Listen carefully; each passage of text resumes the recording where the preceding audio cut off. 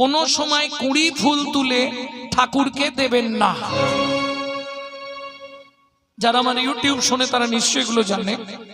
কোনো সময় ৩-৪ দিনের বাসি পচা ফুল ভগবানকে দেবেন না। ২, ৩ নম্বর, যেটা আপনারা সব সময় পাপটা করেন, এটা করবেন না। সকালবেলা হাঁটতে যাবার নাম করে লোকের কাছে ফুল চুরি করে ঠাকুরকে দেবেন না। কি হলো, হাসছে কেন? মানে যারা করে তারা হাসছে নাকি? হ্যাঁ, এ পাপ হয়। কোথায় বলা আছে?